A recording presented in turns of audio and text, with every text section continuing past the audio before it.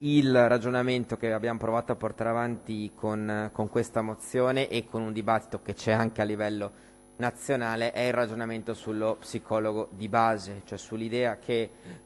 davvero si passi da un ragionamento legato appunto al bonus e quindi alla possibilità di chiedere un contributo che per sua stessa natura è puntuale e quindi limitato, a un ragionamento universale sul fronte della psicologia, perché i bisogni che sono emersi di fronte alla pandemia in particolare, ma che naturalmente c'erano già anche in precedenza, ci hanno dimostrato come questa sia una vera e propria necessità. Adesso con le case della salute e con la casa della comunità stiamo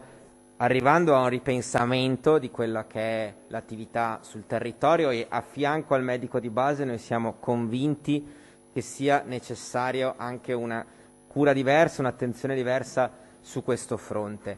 Poco tempo fa ho presentato un'interrogazione all'assessore Lanzarin perché in realtà in Veneto nel 2014 c'era stata una prima sperimentazione su questo fronte, una sperimentazione che aveva dato risultati molto molto positivi, sulla quale però poi non c'è stato un seguito. Siccome ci sono altre regioni d'Italia che invece su questo fronte già si stanno muovendo, già hanno messo risorse, già stanno facendo sperimentazioni, penso ad esempio ad una regione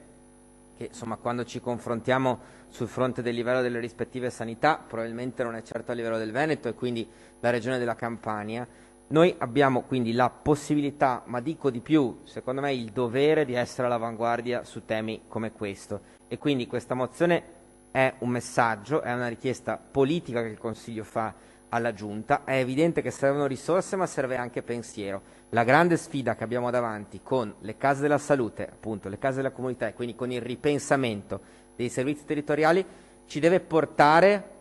a mettere in campo servizi nuovi, e questo è un servizio che vediamo davvero ogni giorno quanto sia importante. Penso in particolare, ma non soltanto, ai giovani che dalla pandemia sono stati particolarmente colpiti. Grazie.